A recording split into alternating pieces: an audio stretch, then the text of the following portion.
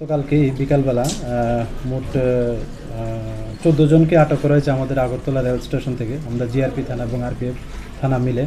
তো এর মধ্যে যে 11 জন তারা বাংলাদেশি ন্যাশনাল, তারা অবৈধভাবে বর্ডার ক্রস করে এসেছে এবং তারা ট্রেনে করে মানে দূরপাল্লা ট্রেনে করে ওই আহমেদাবাদ এবং চেন্নাই যেতে চেয়েছিল এরকম বলেছে আর কি। আর আমরা তাদেরকে সহযোগিতা করছিল মানে আসা যাওয়াতে।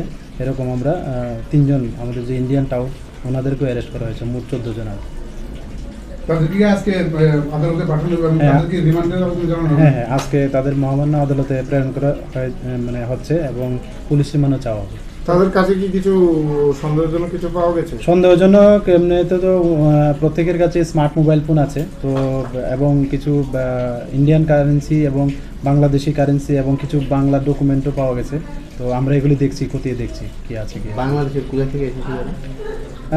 তারা তো বেশিরভাগই আমরা খাগড়াছড়ি জেলার আর এবং নড়াইল জেলারও আছে বাংলাদেশের। তো তারা ওই ম্যাক্সিমাম যেমন 7 জন তারা খাগড়াছড়ি ডিস্ট্রিক্টের এবং বাকি যে 4 জন আছে মহিলা তারা নড়াইল ডিস্ট্রিক্টের আর কি। এটা ভারতের কোন দিকটা ইউজ করে মানে ভারতে ঢুকছে? অ্যাকচুয়ালি এটা মানে এই মুহূর্তে তদন্তের স্বার্থে আমরা এটা বলতে পারছি না আর কি। আচ্ছা, অনেকদিন ধরেই আপনারা এই বাংলাদেশে আটক করছেন আগরতলা রেল স্টেশনে।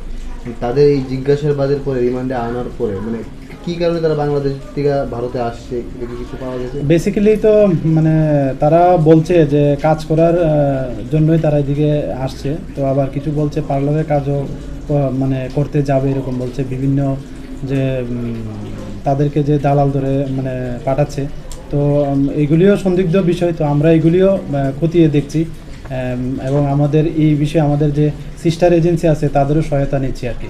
যে 3 জন ভারতীয় টাউটকে ধরা হয়েছে তারা কি আগেও এই কাজের সাথে জড়িত ছিল?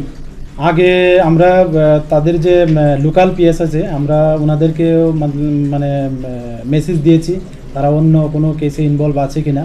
তো এখন পর্যন্ত তো এটাতে পাওয়া গেছে। তো আগে আমরা দেখবো, আরও রিমান্ডে আসলে আমরা আরও দেখতে পাবো। স্যার, যে 3 জনকে টাউট আটক করা হয়েছে তাদের মধ্যে একজন বহিরাজ্যের আছে। হ্যাঁ, উনি মানে আসাম রাজ্যের আর কি, শিলচরের বাসিন্দা।